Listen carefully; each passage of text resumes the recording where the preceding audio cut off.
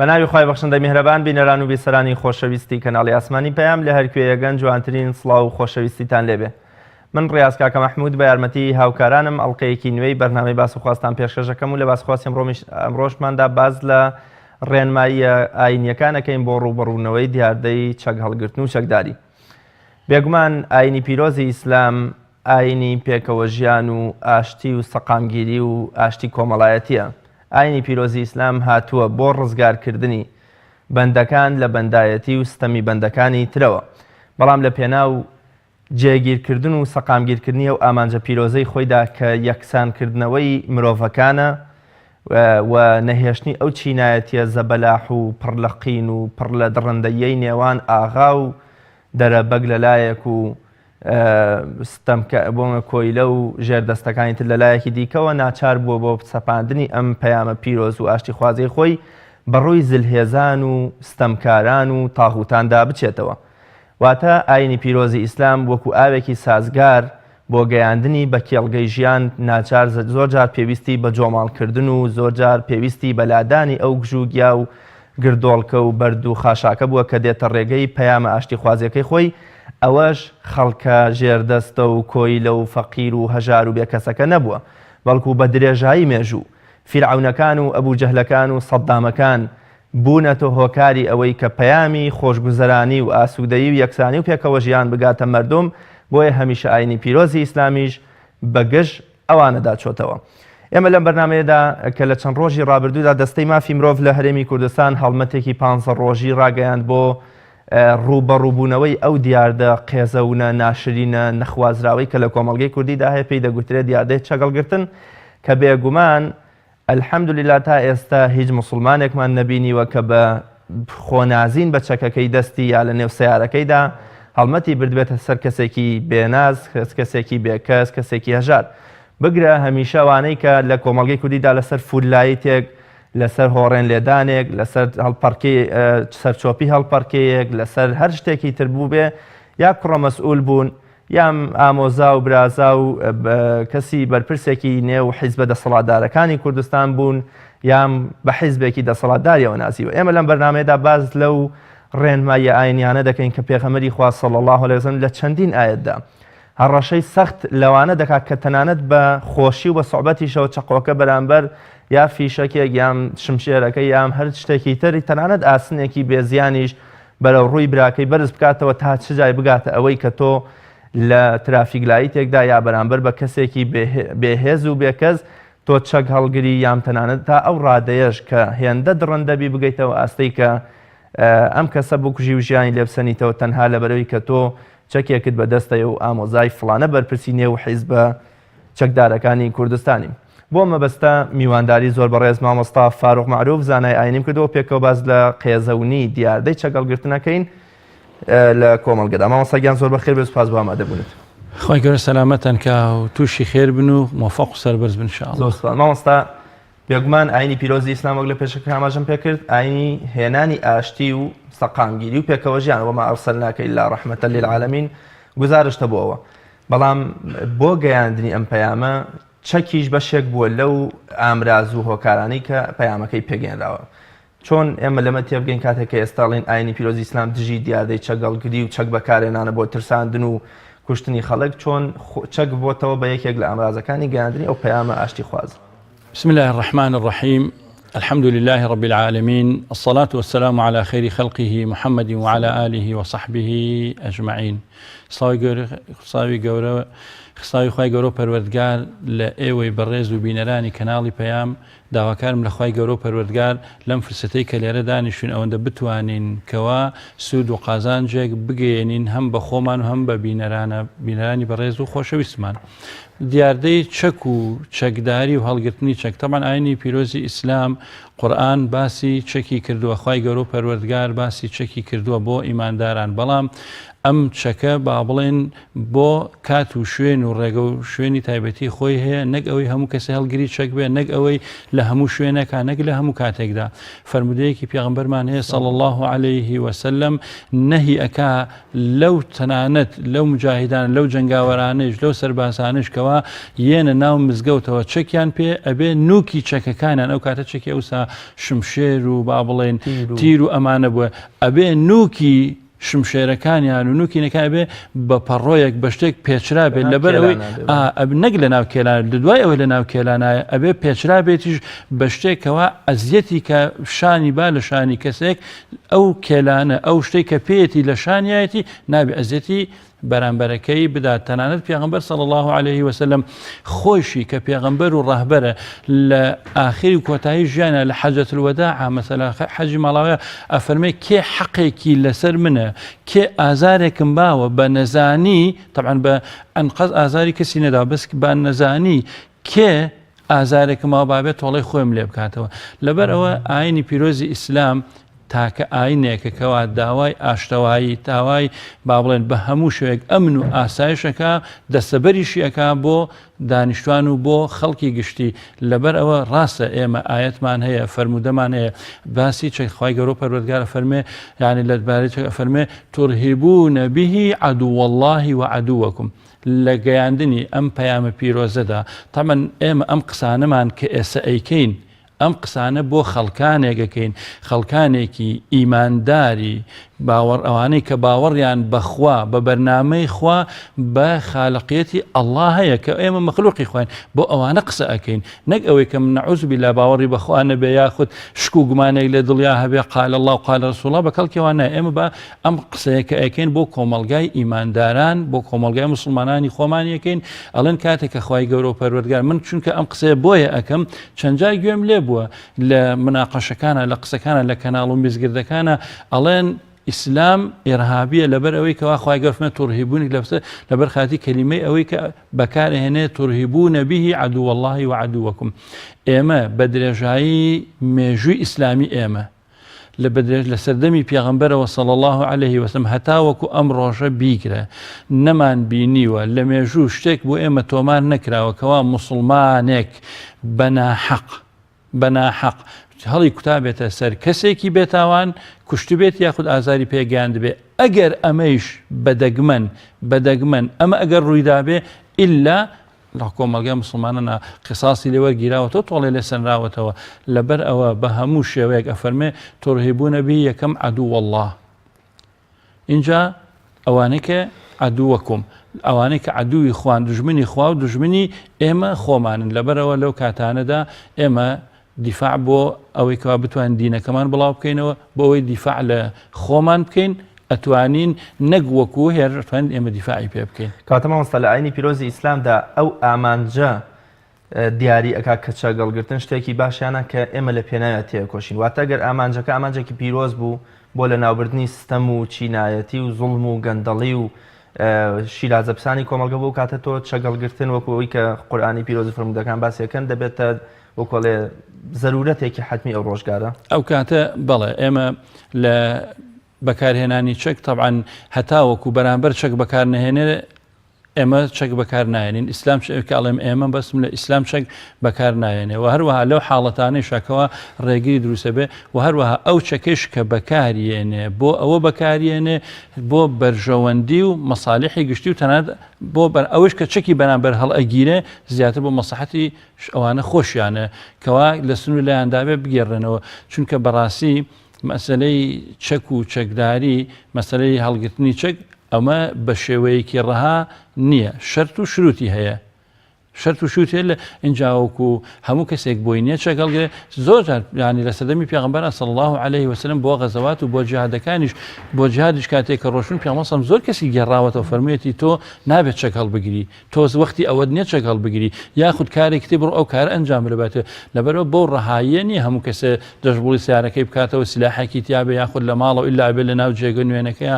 سلاحی تیابێ ئەمە بەم شێوە ڕەهاییە بەم شێوە بە هیچ شێوەیەک نییە زۆر باش مامۆستا ئەو ڕووداوانەی کە لە چەند ساڵی ڕابردوودا کوشتنی مامۆستایەکی مەسیحی ئەو بکوژەکە یەکێک بوو لە خزمە نزیکەکانی سەرکردەیەکی باڵای حیزبەکان ئەوەی چەند ڕۆژی ڕابردوو کە تەقە لە دکتۆرێک دەکرێت لە شاری سلێمانی ئەوانەی کە هەڵمەتەکەیان بردووە ئاماژە بەوەکەن کە ئێمە سەر بە فلانە کەسینجە وە چەندین ڕووداوی دیکە لە ئاینی پیرۆزی ئیسلامدا حاڵەتە یا چیرۆکێکمان هەیە کە عەمری کوڕی عاس کە والی میسر ئەبێ کوڕەکەی لە پێشبڕکەیەکدا قیبتیەک پێشیەداتەوە لی دەدا ئیمامی عومەر ڕەزا و ڕەحمەتی خوای لێ بێ بانگ دەکاتەوە و سەرزەنشتێکی باشی دەکا و بە تۆڵەشی بۆ وەردەگرێتەوە. مەبەستمەوەیە ئاینی پیرۆزی ئیسلام چۆن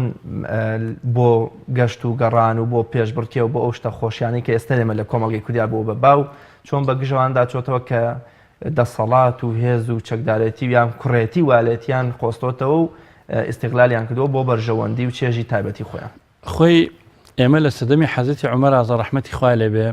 کەسێکمان هەیە بە ناوی جبیلە. ئەم جبیلەیە کەسێکەکەوا پادشایە بەو جلە با بڵێن پاشایەتیەوە ئەشرافیانەی خۆی بەو جلە تایبەتیانەی پاشایەتی ئەو سەردەمەوە کە هەیە یە بۆ شاری مەدینە موسڵمانە بێت. طبعا کە ئەهلی مەدینە ئەیبینن بەو هەموو جلەکانی هەمووی ئاڵتون و بەهەرحاڵ بەو تەرتیبات و تەشکیلاتەی کە لای خۆیان بۆ شوێتە شاری مەدینە حەزەتی عومەر خۆی ئەڕوا پێشوازی لێەکە. پاژوێ خۆی ڕوا پێشوازی لێەکە ئەم جبیلەیە موسڵمان ئەبێت پاژوێ موسڵمان ئەبێت حەزەتی عومەر جلەکانی لەبەرەدا ناماڵێ ئەمانە هەروەکو ئەشرافێک لە ناو شاری مەدینە ئەمێنێتەوە. ڕۆژێک کابرایەکی فەقیر کابرایەکی هەژاریەتە لە خزمەتی حەزەتی عومەر شکاتیم پیاوە کاسێرەکە دەموچاوی هەمووی خوێنە بە تایبەتی لوتی شکاوە لوتی ئەڵقەڵیشاوە خوێنی لاتۆ حەزەتی عومەر فەرمووی ئەوە چییە؟ فەرمووی جبیلە لێی داوم ئەوی جبیلە بانگەکات. ئەم جبیلە لە کاتی تەوافە بە دەوری کەعبە ماڵی خوای گەورە بە دەوری کەعبە تەوافی کردووە. ئەم جلانەی طبعا جلی عنعنە و فەخفەخەیە کە لەبەریا بووە لە دواوە ئەم پیاوەش تەوافی کردو ئەم پیاوە هەژارە فەقیرە نەیزانیوە ئەو لە پێشۆچوە قاچی پێی ناوە بە جلەکانی ئەم پیاوە ئەباکە لە سەرشانی کەوتۆتە خوارەوە. ئەوی شەڵ گەڕاوەتۆ نییە یەک زلێلیاوە دەموچاویم پیاوەی خوێناوی کردووە. حەزەتی عومەر فەرمووی بە جبیلە کە پاشایەک بوو پاشای و فەرمووی ئەو پیاوە بانگەکەم ئێستا یان ئەوە تا ئەو پیاوە ڕازی ئەەکەی بە هەر شێوەیەک بێ ئەبێ لێت باتەوە ئەو زلەیە چۆن تۆ زلت داوە لەو پیاوە ئەبێ زلەکە لێ بدرێتەوە یاخود دەبێ ڕازیکەی لێت خۆش بێت چۆن ڕازیەکەی ئاخروتی چۆنەوە ئەو قسانە کە تۆ ئەیکەی وەکو وایە ئەستێرەکان لە ئاسمانەوە بکەونە خوارەوە. اینجا حەزەتی عومەر فەرمی لەم قسەیە کە تۆ ئەیکەی ئەمانە نەزعاتی جاهیلین ئەمانە ئەفەرمێ ئەمانە هەموومان لەگەڵ هاتنی ئیسلامە هەموومان لەژێر گڵا دفن کرد ئەم شتانە. ئەمە دەرە پلە یەک و ئەوە پلە دووە ئەوە کوڕی فڵان و ئەمە کوڕی فڵان و ئەمانە لا فەرقە لعربي على العجمي إلا بالتقوى كاكا أما مسألة بالبالا أفرمي كامیان بەرپرسەکان ئەفەرمێ يعني ئەویان ئەبێ بە خزمەت بچیتە پێشەوە بە خزمەتکردن لەبەرەوە سەید القەومی خادمهم خۆی حەزەتی عومەر حەزەتی ئەبوبەکر چەند جار ئەمیان ئەعلان کردووە لە ناو خەڵکە لەبەرەوە جبیلە هەڵسا شەو قرار بوو بەیانی سڵحەکە بکرێ یان لێ بدرێتەوە یاخود ئەم پیاوە لوت بەرز بۆ قوبوڵی نەکرد شەو ڕایکرد چوو لە دین هەڵگەڕایەوە لە شاری مەکە دەرچوو هەڵێ تا ئەو ڕۆژەی کە مرد هەر هاواری بێ من چیم کرد بە خۆم پەشیمان بوو مەبەستمەوەی لە ئاینی پیرۆزی ئیسلامە کوڕی فڵان و کوڕی فڵان نییە ئەوەش کە جەنابەت گێڕاتەوە کوڕی والی بوو حەزەتی عومەر بانگی کردەوە وتی ڕازیەکە یانە بێ لێ بدرێتەوە کوڕی والی چێ لەبەرەوە ئەم شتانە ئێمە ئەڵێن يعني هەرچی شتێک لە کۆمەڵگای ئێمە کۆمەڵگا دروست ئەبێ لەم مەسائلانە ئێمە ئەڵێن يعني نەک ئێمە ئەڵێن هەر خۆی واقعەکە واسەس بێنێ کە بەرپرسی یەکەم بریتە لە دەسەڵات چونکە حەزەتی عومەر اینجا عەدالەتی کۆمەڵایەتی حەزەتی عومەر کاتێک کە وەفدی با بڵێن کیسرایەت بۆ شاری مەدینە بەتەمایە حەزەتی عومەر کۆشک و تەلارەکەی وابێ کە ئەیبینێ ئیشارەی بۆکەن لەو دەشتە لە بەردێک خسوەتە ژێرسەری خەوتووە خۆ بۆ ئەوە هاتۆ بیکوژێ بەڵام لە پاسەرێدا ئەنیشێ ئەڵێ چی قسەیەکی مەشهوری کردووە کە لە مێژووە تۆمار کراوە عەدیلتە فەئەمینتە فەنومتە بەڕاستی دادپەروەرەکەی تۆ وای لێ کردووی عەدالەتەکەی تۆ دادپەروەرەکە وای لێ کردووی بە ئەمینی لە هیچ شتێک ناترسی نەحیمایە و نەیشێک و بە بێخەمیش بۆی ئەخەوی لە هەر شوێنەکە بتێ بەردێکیش دەخێتە ژێر سەرێ اینجا لەبەرەوە دیاردەی چەکداری بۆ کە هەموو کەسێک یعنی نابێ بە هیچ شێوەیەک نابێت بێ سنووری هەبێت بێگومان هەمیشە لە شەڕ و ڕوبەڕووبوونەوەدا ئیتر تۆ وەکۆڵێ تۆ ناچی بە پیر بکوژەکەتەوە چەپکە گوڵ و ڕێحانەی بۆ بەری بێگومان هەر شەڕە و یەکترە کوژە بایم واز لەوە بێنین لە نێوجەرگەی شاری سلێمانی و هەولێر و کەرکووک و هەڵەبجە و کەلار و ئەمانە بە درێژایی ئەم چەند ساڵە ئەوەی کە هەڵی کوتاوەتە سەر خەڵک ئەوەی دکتۆر و مامۆستای ئاینی و پزیشک و ڕۆژنامەنووسی تیرۆر کردووە کەسانی سمێڵ بابڕی سەر بە حیزبە دەسەڵاتدارەکانی کوردستان واتە موسڵمانێکی ئەهلی مزگەوتمان نەبینیوە کە بە چەک پەلاماری دراوسێکەی پەلاماری کەسێکی تر بدە. بۆچی لەگەڵ ئەمەشدا تەنها موسڵمان بە تیرۆریست وەکو جەناب داماژت بکەیت لە ڕوانگەیانەکە هەر ئەڵێن موسڵمان ئێرهابی و ئێرهابی لە کاتێکا خۆیان دیاردەی پیاوکوژی و دیاردەی ئێرهابیەت و هەڵکوتانە سەرماڵان و مامۆستای ئاینی و ڕۆژنامەنووس و پزیشکیان داهێناوە. وەڵاهی ئێمە یەکەم وەکو دووبارە ئەڵێنەوە مەسلەی کۆمەڵشتانێکی ئێمەش هەمیشە ئێمەش ئەو پرسیارە ئەەکەین ئەڵێن بۆچی زۆر شت بۆ زۆر کەس ئیجازە هەیە بکرێ بەس بۆچی یعنی هەمیشە پەنجە لەسەر مسلمانانە زۆر جار مەسەل لە کۆمنت و شتا ئەبینی دوو نەفر لە پشتەوە دوو ئافرەت لە پشتەوە ئەڕۆن لە دوو پەنجان بۆ ڕاکێشنە هەڵێن ئەوانە تیرۆریستەکانن مەسەل کاتێک دوو ئافرەت بە حیجاب ڕۆن پەنجان بۆ ڕاکێشنەڵێن ئەوە تیرۆریستن بەڵام کاتێک کە لا ئەکەنەوە سیرەکەن مەسەلەن بۆ نمونە دوو قەشەی مەسیحین یەکسەر دەزەکن بە سنگەوە بۆیان نازانم ئەمە بۆ مەسەل ئەگەر سەیری پێن لەم ڕۆژە لەسەر زەویە لەسەر زەویە چەندان با بڵێن ئاینمان هەیە بە ناوی ئاینەوە چەندان گروپ و چەندان خەڵکمان هەیە بیانێ ئەمانە هەمووی خەریکی ئەم با بڵێن بەم سەدان و هەزاران گروپ و ئاین و فلان و فلانە ئەمانە هەن نازان بۆچی لەناو هەمویانە بەس ئیسلام تیرۆریستە لە عینی کاتە ئێمە وەرە ئەحسایە بکە لە تەواوی دنیا بزانە ڕۆژانە مانگانە ساڵانە چەند نەفەر بەدەستی موسڵمانان ئەکوژرێت یا ئاچێ و چەند موسڵمان تیا ئاچێ ئێمە ئەمڕۆ ئێسەوای لێ هاتو ئەڵێن بەردە لە ئاسمانەوە بکەوێتە خوار لەو شاخە بەردە بکەوێتە خوارەوەی لا بەسەری موسڵمانێکایە ئەی بۆچی خەڵی نازانم ئەمە ئەم هینانە ئەم شتانە لەکوێ باسییان کرد میانی من جاجار خۆم بۆ خۆم دانیشم من نە کەسێکی سیاسیم و نە لە سیاست ئەزانم و نە تەداخلی سیاستەکەم و ئەمانە نە حەزیشم لە سیاستە بەڵام سێرەکەی مەسەل جاری وایە تەقینەوەیەک لەو پەڕی مەسەر شوێنێکە ئەبێت شوێنێکا بێت دوای سعاتێکی پێ ناچێ ئەڵێ فلان جەماعەت خۆیان کرد بە خاوەنی ئەوان بووم من دڵنیاشم ئاگیان لێنی ئەمە ئەو تەقینەوە کێ کردی ئەمانە چۆن خۆیان کرد بە ساحێبی من ئەتوانم بڵێم لەوەچ ئەو ناوچێژ ناوی ئەم گروپ و جەماعەتیان هەر نەبیست بێ بێگومان اینجا لەبەرەوە ئەم شتانە ئێمە ئەوە ئەزانین بەڕاستی ئەمڕۆ بمانێ و نەمانەیە وەکو پێغەمبەر صلی الله عليه وسلم ئەفەرمێ بەدە الئیسلام غەریبە وسەیعود غەریبە ئیسلام چۆن لەو سەردەما هات یعنی لە سەردەمێکا بوو ئیتر مەوزوعەکەی ئێمە ئەوە نییە چۆن دنیا هەمووی جەنجاڵ و کوشتن و بڕین بوو ئەو کەسە بوو عەشیرەتی هەبێ تیرەی هەبێ چەکی هەبێ ئەوەی کە بەتوانا بوایە ئەیدا بەسەر بێتواناکە ئێمە چەندان ئەوانە ئەزانین ئەمانەمان بیست و ئەمانە ئیسلام لەو سەردەما هات ئەمانەی هەموو بنەبڕ کرد ئێستا خەریکە وردە و لە پێغەمبەر صلی الله علیه و ئیشارەی بۆ کردووە فەرمەوە دووبارە چۆن ئیسلام بە غەریبی هات و سەیعود و غەریبە ئەرێ بە چاوی خۆمان ئەیبینین یعنی لە هەموو شوێنێکە هەموو شتێک ئێستا هەموو شتێک خەڵک هەموو شتێکەکە هیچ کەس بەرامبەری هیچ ناڵێ بەڵام مسلمانێک پێیەکی لاردانە هەر مسلمانەکان ئێمە یەکەم گلەیمان پێشەوە لە خۆمانە لە پێشەوە گلەیمان لە خۆمانە لە مزگەوتا 20 نەفەر 50 نەفەر لە مزگەوتا نوێژەکەن 500 نەفەر لە ڕۆژی جمعە لە وتاری ماوەسایەکە بەشداریەکەن ماوەسا بە درێژایی ساڵ وتار ئەخوێنێتەوە ئامۆژگاری خێرەکە ئەگەر لە ماوەی ساڵەکە یەک کەلیمە قسە ئەویش بە بێ مەبەستی لە شتێکی تر بوو ئەنواع وەشکاڵ دیکۆراتی بۆ دروستەکەن و یعنی ئەمە دەستێکە لە پشتەوە تەحریک خەڵکەکە جا ئێمە هەمیشە دەستێکمان هەیە پێ ئەوترێت دەستی سێهەم بۆچی هەمیشە لە هەموو سەردەمێکدا بە بیرەوەری ئێمە و پێش ئێمەش بۆچی خەڵک و حکوومەت دائیمی ڕقیانە لە یەک بۆ خۆمە پرسیارێکە یعنی واقعە بۆچی هەمیشە حکوومەت و خەڵک ڕقیانە لە یەک بۆ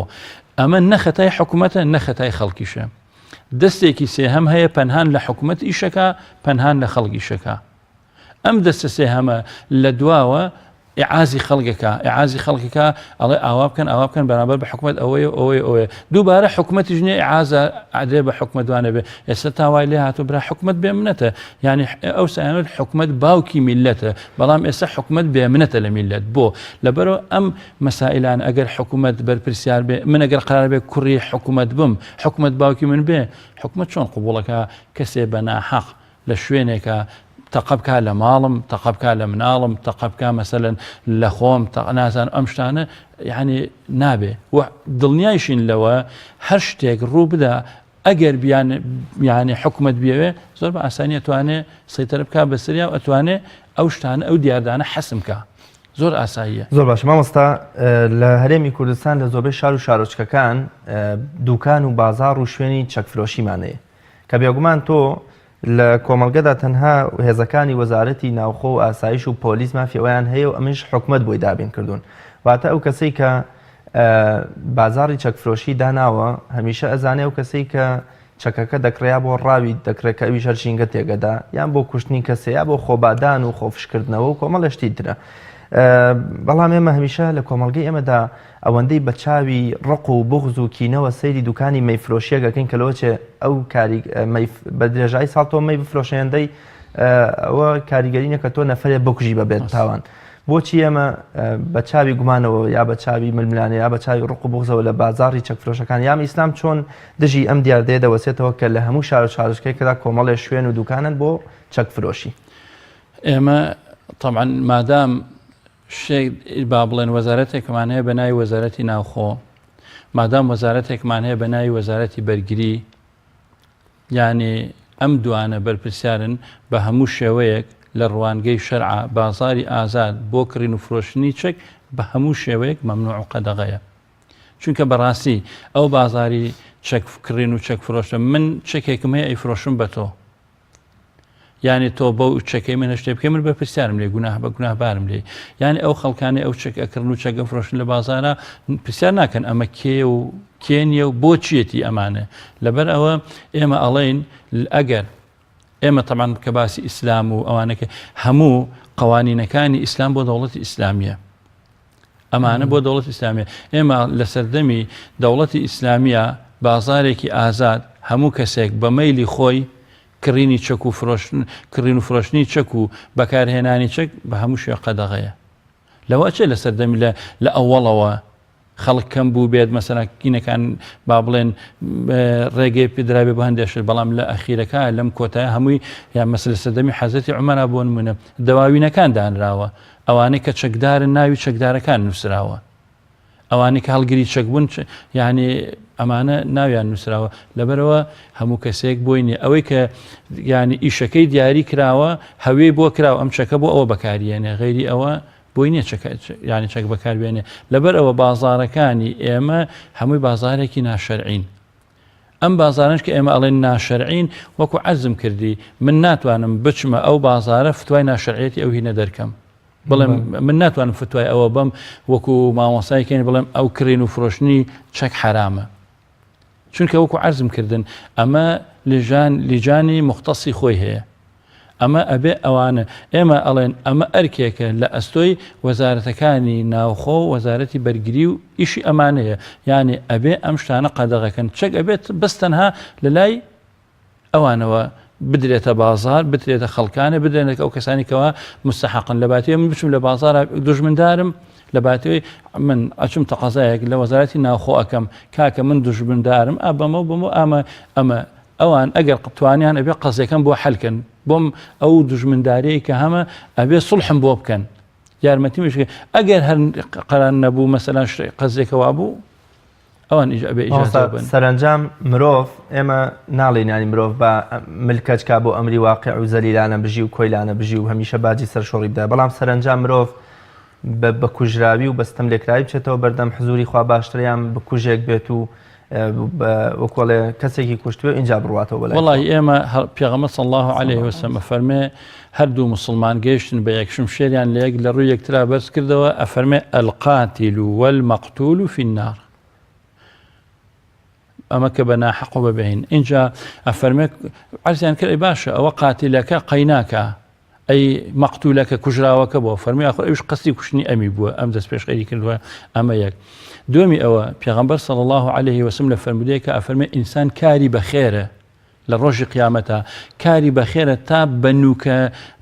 بە نوکە کەلیمەیەک بە نوکە قەڵەمێک بە پارچە کەلیمەیەک بەشداری بکات لە ڕشتنی خوێنی ئینسانێکی بێتاوانە ئەفەرمێ لە ڕۆژی قیامەتە لە نێوچاوانی ئەنووسرێ ئایسم من ڕەحمەت الله ئەو کەسە مەئیوس لە ڕەحمەتی خوا کە دوورتان نزیک بەشداری کردبێ لە کوشتنی کەسێکی بێتاوانە بە جاسووسیە بە ئیمزایەک یعنی بە هەر شێوەیەک لە شێوەکان بە هەر شێوەیەک لە شێوەکان جاری وایە بە مەسە من کۆمەڵێک لە شوێنێکە دانیشتون مەسەلەن من لە شوێنێکە دانیشتم زەلامێگێ خەڵکیتر نایناسێ بەڵام یەک نەفەر ئەیناسێ دژمنایەتیە لەگەڵ بەرحاڵ هەرچێکی لەگەڵ من ئەوە بەقنیە چاوێک بە حاڵم ئەو کەسەیەکە هات ئەوە نیە لە ناوچاوی ئەنووسە لە ڕۆژی قیامەتە ئایس من ڕەحمەت الله لەبەرەوە مەسەلەی قەتڵ و مەسئلەی کوشتن و مەسەلەی ئەمانە شتێکی هەروە گاڵتە نییە چکە خوای گەورە و پەروەردگار خۆی حیاتی داوە بە ئێمە خۆشی بۆ هێلێمان وەربگرێتەوە ئیجازە بە ئێمە بە خۆمان نەدراوە اینجا ئێمە ئەو کەسانێکەوە یعنی مستحقی کوشتنن دووبارە خوای گەورە و پەروەردگار خۆی دیاری کردووە ئەمانە کێن ئەمانە شەرتیان چۆنە شروعیان چۆنە هەروە بەو ئاسانیە نییە مامۆستا ئەو دەروون و پەروەردە نادروستەی کە ئەو تاکە هەیەی لەو کاتا لەسەر ئەوەی کە سەرەی سەرچۆپی پێنادەن لەسەرەوەی کە فولایی تێک ئەگرێتە تۆ لەسەرەوەی کە هۆڕێن و پێشبڕکێگەکە ئەم دەروون و پەروەردە نادروستە هەر شیاوی من ئێمە ناڵین با چەگەڵگرێ بەڵام هەر ئەمە وەکوڵێ لازم و مەلزومی یەک نەبوون کە وەکوڵێ پیرەمێر دەڵێ مەنجەڵگەڕا بە دوای هینی خۆیان سەرقاپی خۆیان یعنی مەبەستمەوەیە ئێمە بەر لەوەی کە بە گەژ دیاردەی چەگەڵگرتن و چەکداریا بگەڕێنیان بوونە بوەستینەوە بۆچی پەروەردە و دەروونێکی دروست نەکەین یام ئەمە ئەرکی کێکە پەروەردەیەکی دروستی تاکام کاکە بێز لە چەکداری بکەنەوە ئێمە ئەڵێن هەمیشە لە پەروەردەی کۆمەڵگا ینی یەکەم دیسان ئێم دەست بۆ شێوێنی یەکەم دەسەڵات یارمەتیدەری پەروەردەی کۆمەڵگایە برەو بە هەرچی بدرێت یانێ ئەوە لە کۆمەلگا ئەتوانرێ مەسەلە ئێستا کۆمەلگای ئێمە وای لێ هاتووە بەڕاستی یعنی هەموو زەمینەکان سازن بۆ ئەوەی خەڵک بەرەو لاڕێ بڕوە نەک خەڵک بۆ لای شتی باشە بڕوە سەیری تۆڕی کۆمەڵایەتیەکان ئەەکەین من ئەوەندەی من ئاگام لێبێ ئەو تۆڕە کۆمەڵاتیانێک کە بەڕەها لە لای ئێمە بەبێ فلتەر و بەبێ هیچ شتێک ئیشەکەن لە لای ئێمە ئەم هەموو تۆڕە کۆمەڵایەتیانە یعنی باوەڕ ناکەم لە تەواوی دنیا ئەمە هەبێت ئەمە یەک دوو کەناڵەکانی ڕاگەاندنی ئێمە بە بینراوە بیسراوەکانمانەوە یانی بەڕاستی هەمویان جێگەی گلەین هەمویان زەمینە سازەکەن بەڵامیتر یعنی زەمینە سازەکەن بۆ کۆمەڵشتانێک کۆمەڵە فلیمانێک و کۆمەڵ ینی کۆمەڵشتانێک والەکەن ئێسم بۆ نمونە کۆمەڵە فلیمانێکی ئەوانە کە نازانم ئەڵێ ئەمە تایبەتی هەڵبژێراون یان ئەڵێ ئەمە تایبەتی دەستێکە ئەوێ کۆمەلگا بڕە ئەوقار بێت ئەچن ئەو فلیمانە ئەوانە با بڵێن دۆبلاژیانەکەن کەوا مەسەل سێرەکەی مەس ئێمە لە ماڵی خۆمانە تاان هەموو کەسێک ئەم شتانە بینێ مەسە مناڵ کاتێکەوە فیلمێکی هندی ئەبینێ بەرامبەر بە پەیکەرێکی بوزا یاخود بەرامبەر بە پتەکانیان یانێ لە گەورەترین مەشاکیلایە ئاوا دەسێ بەرزەکاتەوە ڕۆبتەکە سوژدەیەکی بۆ ئەبا یاخود دوعاەکڵە فلانە کەس ئینم بۆ بکە سێرەکەی هەموو یەک دقەی پێ ناچێ هەورە گرمەیەک و با بڵێن چەخماخەیەک و بارانبارینێک و دوعاکە قوبوڵ بووە ئەمە لە مێشکی یعنی مناڵانی ئێمە ئەوە دروستەکە بۆچی یعنی باوکو دایکی من یاخود گەورەکانی ئێمە بۆچی من 50 ساڵە دەست بەرز دەکەمەوە لە خوای گەورە ئاوا دوعاکەم قوبوڵ نەبوو بۆچی ڕوەکاتەوە خێرا دوعاکە قوبوڵە بێ لە فیلمەکان ئاوا پیشانی خەڵک دێ لەبەرەوە ئەمانە هەمویان وەکو بڵێ چۆن پلیکانەیە ماوەسایەکی بەڕێز گێڕایەوتی لە ساڵەکانی هەشتا لە ماڵێکا بووین ئەو کاتە فلیمە هینە کوردێک تەمسی لە کوردیەکانی ئێمە کە ئەکراڵە لە شاشەکان شاشۆڵە ڕەشوسپی بوو ئەڵێ کێشەی بینی ژن و پیاو بوو ئەڵە نازانم پیاوەکە چی و دوتی ژنەکە هەڵساوە لەسەر مەسەلەی خواردن بۆ چی بوو زلەیەکیدا لە پیاوەکە لە فلیمەکە لە تەمسیلە کوردیەکە ئەڵێ سوێن بەخوا دوای 35 دانە ساڵ لەو ماڵە من میوان بووم ئەڵێ میوان بوون لەو ماڵە بوون نازانم پیاوەکە چی وت عینی شێواڵێ ئەو ژنە هەڵسایەوە لە بەرچاوی مەزلەیەکیدا لەو پیاوە 35 ساڵ لەمەوە پێشتری تەمسیلێک بڵاو بۆ تۆ سێرەکەی وردە ئەمە ئینەکانی کاریگەریەکانی تەبەن ئەمانە لەناو کۆمەڵگا لەبەرەوە ئێستا لە لای ئێمە یانێ زەبط و ڕەبتێک نییە بۆ هەندێشت نازانم مەسەلەن ئەمانەش هەمووی مەسەل ئەو فلیمانە مەسەل ئەو فلیمانەی لای ئێمە دۆبلاژەکرێن هەمویان کە بڵاوکرێنەوە یان باسی عشق و خۆشەویستی و نازانم ینی ئەمانە خیانەتی هاوسری و هاوسەرگیری و فڵانیان ئەبێ ئەمانە بێ یان ئەبێ شەڕەشمشێر و کوشتن و بڕین و ئەمانە بێت کاتە مامۆستا تۆ پێت وایە کە میدیا بە جۆرێک لە جۆرەکانی تەکنۆلۆژیا و سۆشیال میدیا تۆڕەکۆمەڵایەتیەکان کاریگەری کەوتویانە بوو منە لە چەند مانگی ڕابردوودا ئەو یاری پۆبجەی کە لەلایەن لیژنەی فتوواوە حرام کراوە گەنجێک لە گەشت و گەڕان و سەیرانێکیاندا هەر وەکو تاقیکردنەوەی ئەو یاریە برادەرەکەی خۆی کوشت و دکتۆرێکی دەرونی ئاماژەی بەوە کرد لە بەرنامەکەی مندا کە منداڵێکیان هێناوە چەقۆی بە ڕوخساری منداڵێکی ترا کردە و تێتی بە کاریگەری فلانە فلیم پێرێشە و ئەمەم فێربوون کەواتە میدیا ڕۆڵێکی نێگەتیفی هەبووە لەوەی کە خەڵک لە کۆمەڵگەی کوردیدا بەرەو ئەو دیاردەی تونند و تیژی و بەرەو ڕوبەڕووبوونەوەی بەرامبەرەکەی بەرێ ئەمە زۆر ڕاستە ئەمە یەک دوم ئەمانە هەمویان با بڵێن تەئسیراتی خۆیانیان هەیە بەڵام لەلایەکی تریشەوە ئێمە سورەتێکمان هەیە لە قورئانە بە ناوی سورەتی هومەزە وەیل لكل همزة لمزة ئەوانەی کە گاڵتە و هین بە خەڵکیەکەن بەڵام ئەمە ئەگەر تەفسیری قوڵی بچینە تەفسیری قوڵی ئەم سورەتە و ئەم ئاەتە پیرۆزانەوە زۆربەی کەناڵەکانی ئێمە گرێتەوە ئاخۆ برام ئێمە خوای گەورە و پەروەردگار کاتێکە بۆ نمونە زینا یعنی ئەبێت 4 شایەت بێن 4 شایەتەکە شایەتی بن ئێمە شایەتین ئەو ئەمەلیە ڕوویداوە بە چاوی خۆیان بینی بێتیان ئەمەیش لە هەموو مێژووی ئیسلامی و تاریخی ئیسلامیە بیگراتەوە ناگاتە 4 نەفەر ئەم عقوبەیان بەسەر وین ببێ ئەویش ئەمانە خۆیان هاتوون ئێعترافیان کردووە نەک ئەوەی خەڵک چوو بینێ ئەمە بۆچی بێ سەتر بکرێ بەڵام ئێستا زۆر بەداخەوە کەناڵەکانی ئێمە هەدەفیان فەسحی خەڵکەکەن فەزح کابرا وای لاتۆ لە ماڵی خۆتان لە بەدەگای ماڵ برادێک دوێنێ گێڕایەوە ئێمە دانیشتوین وتی سوێن بەخوا لە خێزانەکەم وتی لەگەڵ خوشکێکمان لە ماڵەوە دەمەقاڵەیان بووە وتی دەنگەدەنگیان بووە وتی کاتمە سێرەکەم پۆلیس ڕژاوەتە ناو ماڵی ئێمە کاکە ئەمە چییە؟ ئەڵێ دەنگ لە ماڵی ئێمە دەنگەدەنگ بۆ ماڵەکەی بەرامبەرمان تەلەفۆنی کراوە ماڵە شەڕیانە دەنگەدەنگیانێت شەڕیان ئەڵێ تاتبا بەوە تۆ حەقچێ بەسەر ئیشی کاکە وای لێ هاتووە یانی زەلامێک پێی هەڵ ناکەوێ خێرات دەدانە کەناڵی ڕاگەیان بەسەرەوە حاضرن بەم بارە فەسحی ئەکەن فەزح کە ئەم فەسحەش لە ئێمە هەمووی بەری ئەو ئاەتەی خوای گەورە ئەو سورەتەکەن کە فەرمێ وەیل لكل همزة بابە ئەبێ ئەو کەسانەی کۆمەڵە جەرائیم هەیە ئەبێ بشارێنەوە نەک تۆ کە باسی ئەەکەی ئەبێتە تەشجیع بۆ ناو خەڵکی تر چاولەوە ئەکە خەڵکی تر چێ بە شوێنیانە ئەمانە اینجا ئەو عایلانێکەوە ئەو کێشانەیە ڕوێن تێکرد و کاکە ئەو کێش ئەو عایلانە تۆ ئەشکێنی لە ناو خەڵکە ئەخور چۆنە بێشتیوە زۆر باشمان سەر لە ڕوانگەی ئاینی پیرۆزی ئیسلامەوە مەترسیەکانی چەگەڵگرتن و دروستبوونی کۆمەڵگەی چەکداری و بوونی چەک لە ماڵەکاندا چییە واتە چەکداری و بوونی چەک لە ماڵەکان و لە گەشت و گەڕان و سەیرانەکاندا چ مەترسیەک بۆ کۆمەڵگە دروست وەڵی مەترسی ینی دڵە ڕاوکێیە نائارامیە اینجا دوای ئەوە زەرەرمەندیە اینجا برام جاران خەڵکی شەڕی ئەبوو بە 4 قسە و 2 نەفەرەکەوتنە بین سڵحیانەکردن کابرا دارێکی بەدەسەوە بەردێکی بەدەسەوە بوو ئەتوانین بچی نابژێ بکەی بەڵام کابراەسە کە چەکی پێەیە جاری وا هەیە ینی ئاخور معنای هەیە معنای هەیە وەڵاهی نازانم ئەڵێ لەسەر کۆتر خەڵک بکوژی لەسەر جێگەی نازانم چی ئەو بەرحاڵ ئەم شتانە ئێمە چەندانیشمان بینی هەر خۆیان خاوەن چەکەکان زەرەرمەند بوون لە کاتی پاکردنەوەیە خۆی لەوێ نەبوو مناڵی ئەمانە لەبەرەوە بەڕاستی دیاردەی چەکداری یعنی لە هەر کۆمەڵگایە کابێ ئەو کۆمەڵگایە ئەمنیەت و ئستقرار بە خۆیەوە نابینێت و اینجا زەرمەندیژە بن و زۆر ڕووداوی نەخوازراویش لە بینیانە لەنا ئەو کۆمەلگا ئەو خەڵکانە دروستە بێت کە بەهۆی چەندان مابینی لە حەفلە و لە شایی و ئەمانە ئاخۆ تەقیق ئێمە نازانم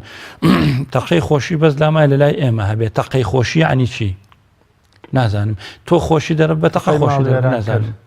ئاخۆ تەقەی خۆشی وەڵی ئەم تەقە خۆی شتێکە ڕستەیەکی سەر بەخۆیە خۆشی شتێکی تێ وەڵی لە هەر شوێنێکا تەقەی تیا بوو خۆشیتیانە هەر شوێنێک تەقەی تیا بوو خۆشی تیانە زۆر باش مامۆستا دەستەی سربەخۆیی مافی مرۆڤ داوا لە مامۆستایانی ئاینی و ڕۆشنبیران و ڕێکخراوەکانی کۆمەڵی مەدەنیەکە کە بەشدار بن لە هەڵمەتەکەدا زانایانی ئاینی مزگەوتەکان بە درێژایی مێژوو کە ڕۆڵیان هەبووە تەنانەت ئەوەی مامۆستایەکی ئاینی توانێتی لە لادەیەکی دوورە دەستدا لە ڕووی کۆمەڵایەتی و ئاشتی کۆمەڵایەتیەوە بیکا لەوە چە بە دوو حیزب ناکرێت و بەردەوام ئێمە جومعانە مزگەوتی وا هەیە 3000 کەس 2000 کەس 1000 کەس دێت چۆن مامۆستای ئاینی کاریگەری بکە لە ڕووی پەروەردەییەوە ئەم دیاردەیە وەکۆڵی قێزەون بکە و وا لە خەڵکی بکە کە دوور بکەونەوە لەم دیاردەیە ئێمە وەکو مامۆستایانی ئاینی ئیشی ئێمە ئیشی پێغەمبەرانە سەلات و سالامی خوان لەسەر بێ ئیشی ئێمە هەمیشە ئەوە بووکەوە خەڵکی هوشیارکەنەوە یعنی لە ئیش و مهنەکەی خۆشمانە بەڕاستی کەم تەرخەمیمان نەکردووە من ئەمە بە تەحەداوە ئەڵێم تاکە چین و توێژێک کەوا بەبێ مقابل بەس دڵسۆزی بۆ دینەکەی و دڵسۆزی بۆ میلەتەکەی تاکە چینێکە مامۆسایانی ئاینی کەوا توانی بێتیان و بیشتوان و بەردەوامیش خەریکن و خەریکیش ئەبن لە هوشارکردنەوەی خەڵکی بەڵام مامۆسایانی ئاینی ئێمە لەسەر مینبەر ئێمە چەند جۆر دوعامان هەیە دوعایەکمان هەیە بەدەمەکرێ دوعایەکمان هەیە بە قووەیە دوعایەکمان هەیە بە عەمەلە مەسەلە ئێستا تۆ تۆوێک بێنە من تۆوێک یانم هێلکەیەک بێن لەسەر ئەم مێزە داینێ بەیانی تا ئێوارە هەموو خەڵکی سەرزەوی دوعا بکەن بڵێن خوایە گیانە و هێلکەمان بۆ بکە بە جوجەڵەن نابێت بیکە بە تاوەز بۆمان نابێت هەموو قورآنی بەسەرا بخوێنە نابێت چکە بە ڕێگەکەی نییە ڕێگەکەی ئەوەیەکەوە ئەو جوجەڵە ئەو جوشکە ئەو هێلکەیە بخێرە ژێر مشکەکە بیخێرە ژێر تاوسەکە دوایەوە بۆ خۆی چیتەوە دوعاینە ئەمان پێوتێت دوعای عەمەل اینجا لەگەڵ ئەوە ڕێشوێنەکان بگرە بەر و دوعاش بکە لەگەڵیا ئێمە ڕێشوێنەکانمان گرتوتە بەر کابرا لە ماڵەوە مەسەلەن یعنی ژووری جاکرێتەوە بۆ مناڵەکانی و ئایپادی بۆ کڕیوە و خەتی ئینتەرنێتی بۆ ڕاکێشاوە مۆبایلی بەدەستەوەی و تخوا ماوەساهی دوعا بکە کە مناڵەکانم هەم لە مەکتەبا دەرچن هەم ساڵحیش بن باخور باوکەکەم تۆ هەموو دەرگای دوعا داخستووە دەرگاکانی دوعات دوعا خێرەکان لە خۆ داخستووە هەرچی دەرگای دوعای شەڕ خۆت کردوتەوە بە بالفعل خۆت مناڵەکان دەخستووەتە ناو شەڕەوە هاتی من دوعای چی بۆ خۆ من تەنەکە چی نیم بتوانم بۆ بکە لەبەرەوە دوعا تەنها بەدەم نییە لەبەر ئەوە ئەو دەستانەی کە هەن بەڕاستی ئەو دەستانەی کە هەن ئەمانە بەس لە کات و سەردەمێکی مەسەلا هەڵمەتێکی دەڕۆژی هەڵمەتێکی 15 ڕۆژی ئاخور هەڵمەتێکی دەڕۆژی خەڵک و شار لە چی بکەیتەوە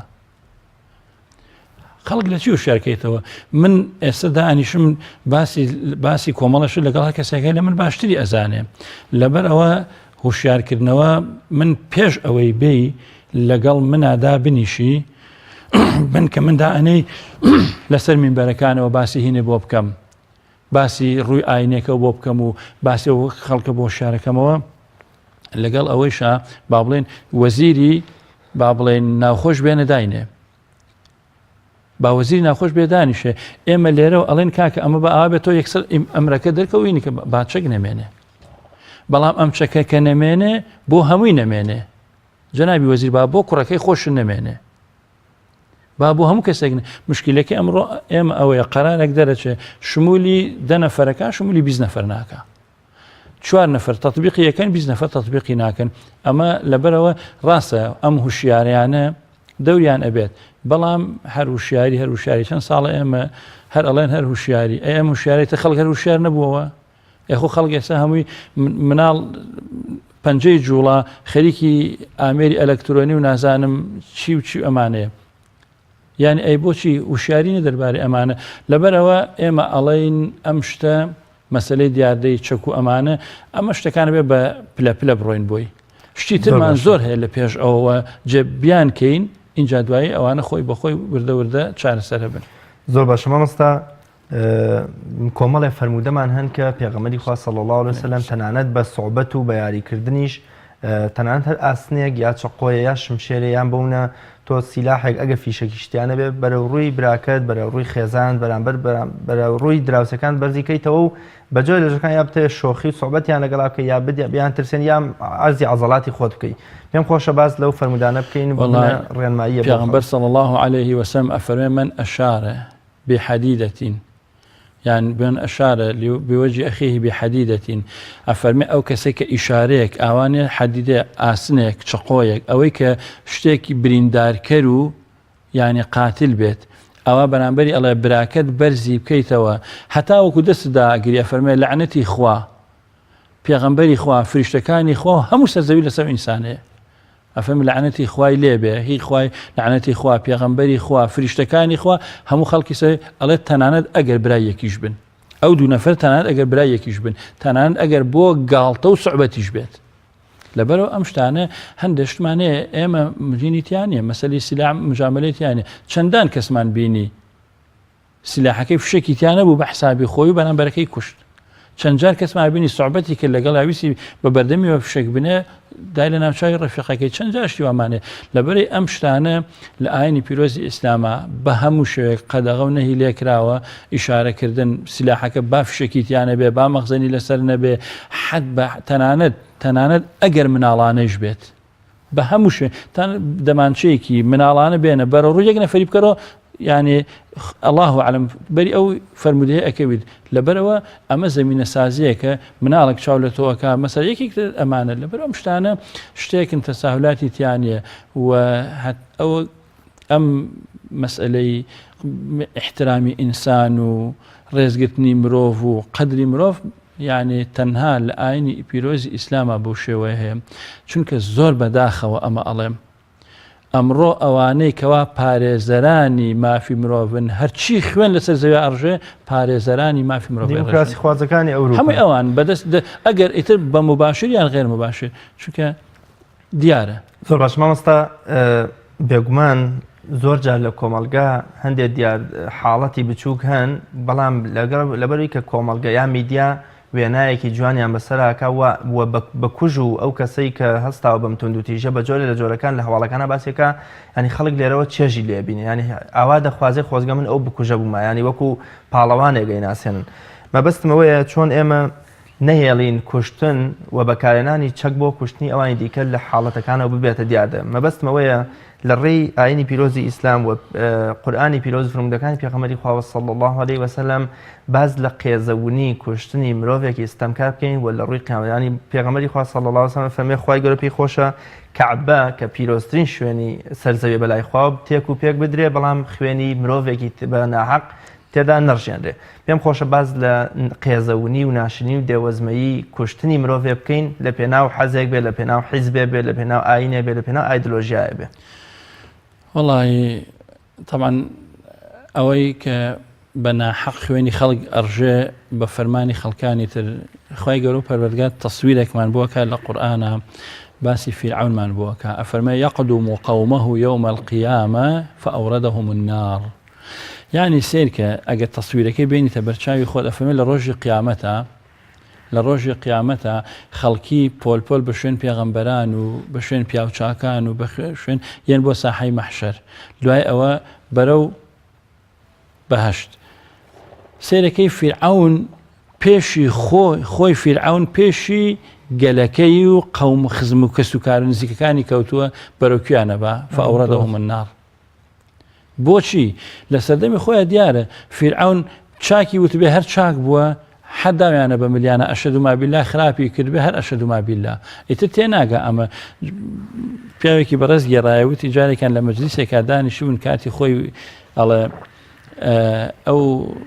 پیاوە هینانە مەجالیسانە پیاوی ئاغا و با بڵێن ئەمانە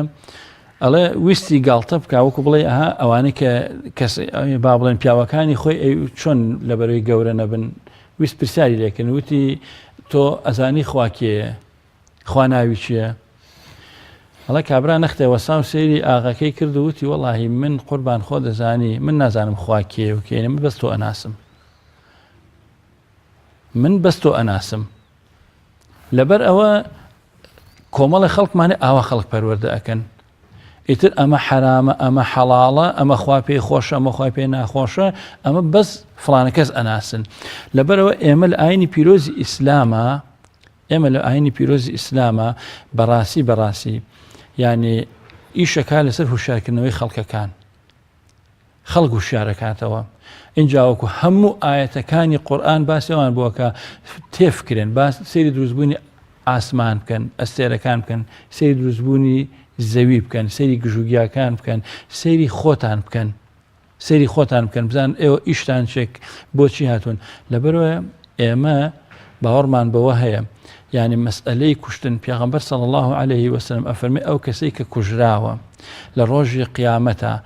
ئەو با بڵێن ناوسکی ڕیخۆڵە ئەمانەی هەموو داوە بەسەر دەستیا برینەکانی خوێنی لێ ئەتکێ و دەستی قاتیلەکەیشی گرتووە ئەیباتە حزوری خوا ئەی خوای گەورە ئەمە بزان لەسەر چی منی کوشت ئەو عالەمە هەموو ئەیبینێ ئێستا لە خەڵک خۆی ئەشارێتەوە کەس دەسەڵاتینە بەسەریا بەڵام لە ڕۆژی قیامەتە قاتیلەکە خوێن لە برینەکانی ئەچۆڕێ کابرای قاتیلیش بەچی ئەم پیاوەی کوشتووە پێغەمبەر فەرمێ بەدەستیەوەیەتی بە سیلاحە بە خەنجەرە بە سیلاحەکەی بەدەستە هەر لێشیەدا بۆ شێوەیە هەتا وەکو قاتیلەکە دەستی بەرنا مەقعینە کوژراوەکە دەستی بەرنادا تا ئیباتە بەردەمی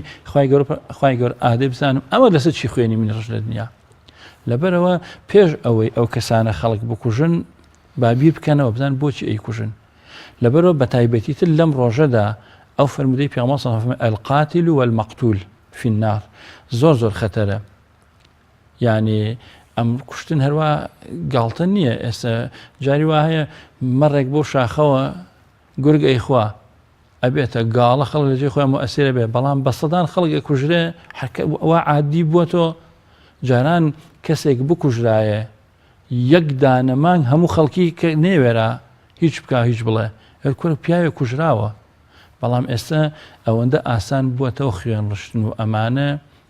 یعنی زۆر اینجا خوێن ڕشتنەکانیش جەرائیمەکانیش ئەنواع و ئەشکاڵ ناونۆتە ناتۆریان بۆ دروستکردون و لیان ناون لەبەرە خەڵکی مسلمان عامی خەڵک هەموو خەڵکی عام بە مسلمان و بە غێرە مسلمانیشەوە وای لێت یعنی جەریمەیەک لەو پەڕی دنیا کراوە من لێرە خۆمەکەمە شەریکی کە شوێنێکە هەمیشە ئەوە ئەڵێن کە کەسێک کوژراوە کە شتێک بووە ئەوەی کە کەناڵەکان باسیەکەن ئەوەی کە باسەکرێ تۆ لەسەر حسابی ئەوانە مەڵێ بەخوا باش بوو بەخوا دەستیان خۆش بێ قەت بەشداری مەکە لەو شتانە باشمانسەگیان کۆتا قسە و پەیامت لەسەر دیاردەی چەگەڵگرتن و کۆڵی قێزەونکردنی ئەو دیاردەیە و ڕێنمایی ئاینی ئەگە شتێک من نەپرسیەوە پێویست بکات جەناب داماشی پێ وەڵاهی ئێمە ئەڵێن کۆمەلگای ئێمە الحەمدوللا لە هەموو بابەتەکان لە هەموو بارێکەوە وشیارن بەڵام من ئەوەی کە ویستم مەسەلە پێشتر ئیشارەی بە کومەت کاتەکەمان کەمی ماوە ئەمانە هەمووی ئەگەڕێتەوە بۆچی بۆ ئیمانی کۆمەلگا و کەسەکان ئەو کەسە یعنی ئیمانی چەندە بەهێز و چەند ئیمانی یعنی بە خوای گەورە و بە حەش و قیامەت و حساب و کتابە بێ ئەوەندە کاردانەوەی ئەو ئیمانە لە کردارەکانیە ڕەنگ ئەداتەوە لەبەر ئەوە کۆمەلگای ئێمە ئومێدەوارن ئینشاڵڵا بەرە وشیاری زیاتر بڕوە کە بەڕاستی یعنی قازانج و سوودێک کە وەرگیرابێت لە چەک لە کۆمەلگادا بەم شێوەیە نەمان بینیوە شتێکیشکەوە تا ئێستا سوود و قازانجی لێ نەبینرابێت تازە ئێمە دیسان دووبارە تەجروبەیکەینەوە بەس پەشیمانیە لەبەر ئەوە من ئومێدەوارم یەکەم داوا لە ئەم شتانە لایەنە بەرپرسەکانەکەین کە هەڵبەن سنووردارکەن ئەم شتانە سنووردار بکەن با ئیتر خەڵکی بەڕاستی کەم جەرگی باوکودایک بسووتێ با کەم مەسەل مناڵ هەتیو بکەوێ با کەم ئافرەت بێوەژن بکەوێ با یعنی ئەمانە مەراجعەیەکی خۆمان بکەین چونکە بەڕاستی بێجگەل لە زەرەری دنیایی ئیتر با بڵێن قیامەتەکەی بمێنێ کە خوای گەورە و پەروەردگار هەڕەشیان لێ ئەکا لەوانەی کەوا دەستیان بە خوێنی خەڵکی تر سوورە بێت زۆر سپاس دەکەم مامۆستاگیان خوای گەورە پاداشتی بەخێرت داتەوە خوای گەورە تووشی خێرتان کا و ئومێدەوارین ئینشاءڵڵا لەم ڕۆ بەدەوا کەس ئینشاءڵڵا چەکیانە بینەرانی بەڕێز و خۆشەویست کە ئێمە ئێستا لە ساڵوەگەری دامەزراندنی کۆماری پڕ لە دادپەروەری مەهاباتین بەدەستی پێشەوای شەهید قازی محەممەد ڕەزا ڕەحمەتی خوای لێبێ لە کۆتاییەکانی ڕووخاندنی کۆمارەکە لە یان زلهێزان و دیموکراسی خوازانی دنیاوە پێشەوا قازی محەممەد فەرمووی من گیانی خۆمەکەمە قوربانی میلەتەکەم ئەگەر من لە پێناو ژیانێکی 10 ساڵ یا 15 ساڵی تریمانەوەم لە ژیاندا بڕۆم و ژیان و گیانی خۆم بپارێزم ئەوە حکومەتی شاو سوپاداگیرکەرەکە و پیاوکوژەکانی شاری مەهاباد خەڵتانی خوێنەکەن و هەزارەها ڕۆڵە و ژن و پیاوی ئەم میلەتی کووردە خەڵتانی خوێنەکەن و نخڕۆی خوێنەکەن بۆیە من لە پێناو ئاشتی و سەقامگیریم پەت ملی خۆم بەپەتەوە دەکەم و گیانی خۆم بەبەخشم بە میلەتەکەم و بەخوای گەورە لە پێناو نەڕژاندنی خوێنی تاکێک ئەمە یەکێکە لە پەروەردە و لە بیرکردنەوە دروستەکانی یەکێک لە دەرچوانی حوجرە و خانەقاکانی ئیسلام کە پێشەوای شەهید قازی محەممەدە و خۆی کردە قوربانی لە پێناو نەڕژاندنی خوێندا ئومێد دەکەین ئەو دیاردە قێزەونەی کە ئێستا هەیە هەر ڕۆژە و هەر لە شار و شارۆچکەیەکی کوردستانەوە گەنجێک ژنێک پیاوێک لەسەر شتێکی زۆر قێزەون و بێبەها دەکوژرێت وێ دەکەین کۆتایی بە دیاردەی چەگەڵگرتن و چەکداری بهێنرێت و وڵاتێکی ئارام و سەقامگیر و پڕ لە ئاشتی و پڕ لە دادپەروەری بنیاد بین تا بە یەگەشتنەوەیکی تر بەخوای گەورە و مێرەبانتان ئەسپێرم شاد و سەرکەوتوون خواتان لەگەڵ